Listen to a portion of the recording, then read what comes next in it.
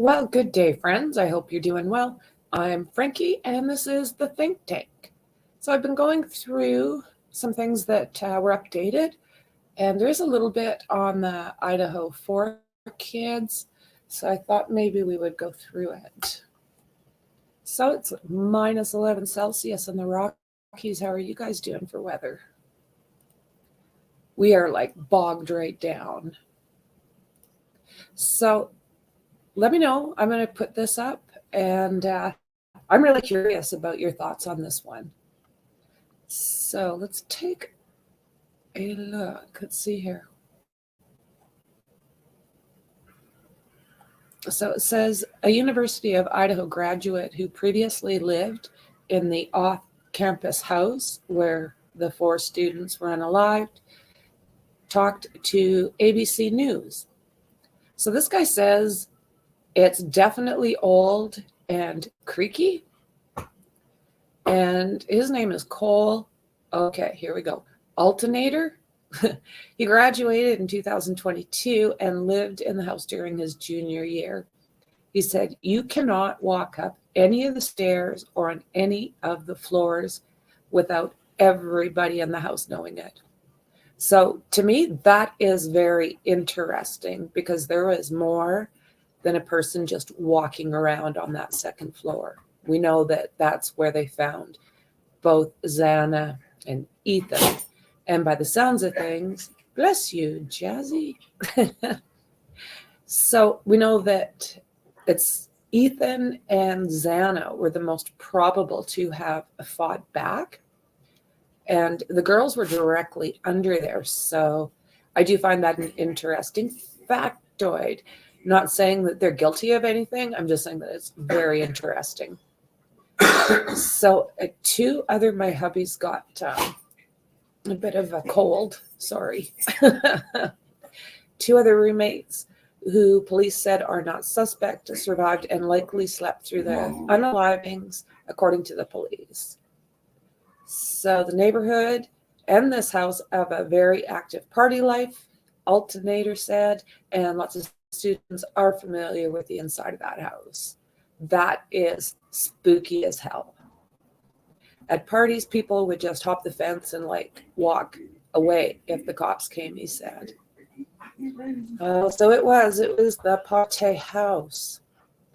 So the Moscow police are saying that the investigation will continue over the university's winter break, which I'm happy to hear because it would really suck if they decided to do nothing. So Alternator said, I think everybody expected an arrest by now. Police say they have received more than 11,900 tips and over 4,500 digital media submissions. So we do know that a lot of the tips are going to the FBI because the cop shop there just does not have the manpower. So investigators believe someone has information that adds context as to what occurred on the night of the murders, and continue requesting anybody for pictures, video, and any social media content that could relate to this case. Now, they've said this a few times. Even if there's no movement, send that in. No movement could be as important to them as actual movement. So whether you believe it's significant or not, your information might be the one puzzle piece that helps to solve these unalivings. So authorities are urging anyone with information to upload the digital media to the fbi.gov/Moscow, Idaho.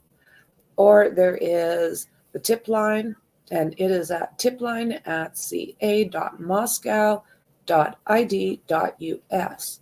Or you can also call 208-883-7180.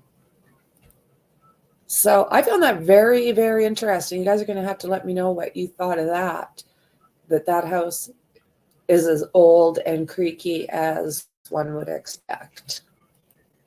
So I've got one more little update, and that's it for today. There's just not a hell of a lot coming out.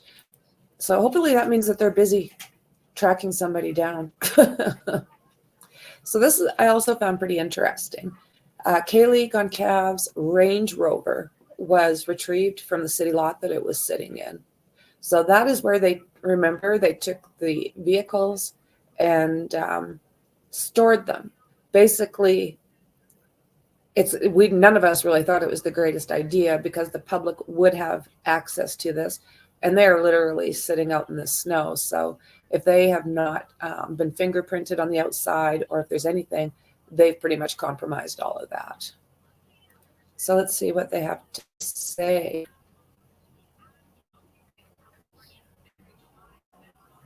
Mark, let's go, hey guys. Here we go.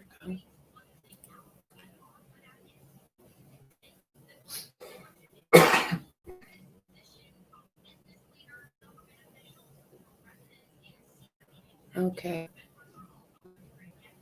So this is them brushing off the vehicle. I'm sure they're wanting to go through everything. Remember, they took the blue car the other day too.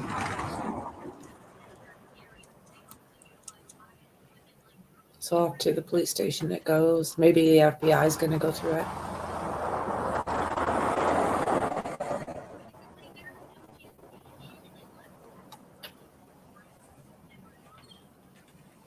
Nice vehicle. What a shame. Wonder when the family will get these back.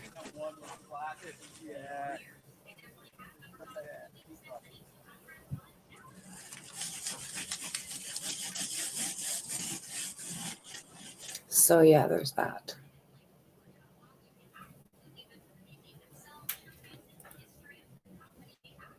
Okay, here. So it says an unidentified man retrieved Kaylee Goncalves' Range Rover on Thursday afternoon from a Moscow City storage lot.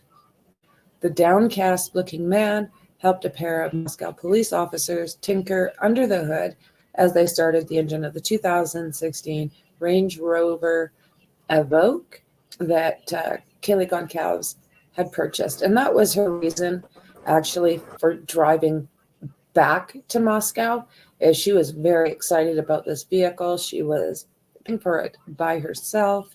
We know that she had that job coming up, and yeah, she basically went to Moscow to show it to Maddie, and this is what happened. The officer scraped ice from the windshield and brushed away snow. The sullen man wasn't immediately able to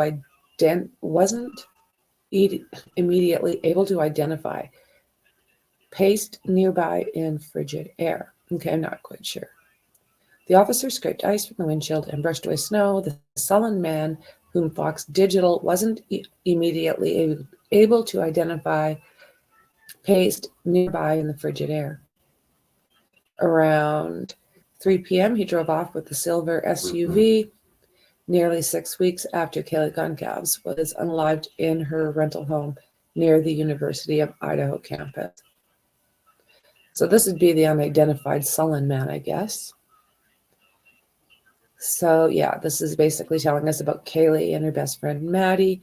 Xana and Ethan were unalived in the 1122 King Road house sometime between 3 a.m. and 4 a.m. on November 13th.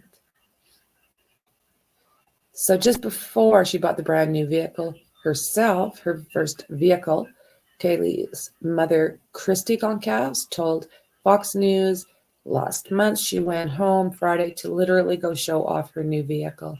She was like, Maddie has to see my new ride. She has to see this. She was stoked. She was very, very excited. The luxury car symbolizes the promising future that had awaited Kaylee, who was set to graduate this December with everybody else, embarking on, where did that bounce to? Oh, she was planning that, remember that backpacking trip across Europe, and it was supposed to start in January. And then she was going to start that job in Austin, Texas in February. So it says that she was a hard worker, and she always had a full-time job on top of her studies, even in high school, according to her obituary, sadly. Kaylee loved the nicer things in life and took a lot of pride in buying those things herself. Wow, good on her. So, as we know, the police have not identified a suspect or recovered that knife that they believe was used in this attack. The coroner stated that she thought the victims were probably ambushed while they slept. So, how horrifying is that? You're sound asleep in your own bed, feeling all safe, and this shit happens. Investigators are asking the public for tips and to try and help to find that 2011 to 2013 Hyundai that was seen near that crime scene on the morning hours of November 13th. So again, anybody that has seen or knows of a 2011, 2013 Hyundai, keep your eyes peeled. Like, has this thing been hidden in somebody's garage? Has it been driven out of town to a relative's or friend's place? If anybody knows anything that's been going on that is an unusual thing as far as this white vehicle goes, make sure that you send that into Moscow police. Rather give the tip than it be the tip that they needed. So, and again, anyone with information about this crime is urged to call Moscow police at 208-883-7054. Or you can also email tipline@ci.moscow.id.us. So basically, guys, what I have, not a lot, but sounds like things are still moving. Give me your opinion on what you think is going on with that car. And I'm also very curious to know what your thoughts are about basically this break in school. How badly do you think this is going to affect this case? Do you think that the extra FBI agents, it's now up to 60, do you believe that that is going to make a difference? And like I said, if any of you have any kind of information on that car or even on some creepy dude that, you know, you have a bad feeling about, just anything. So yeah, that's what I have for now. And if anything else changes, I'll absolutely catch up with you. So bye for now, and I will see you in the next one. Bye.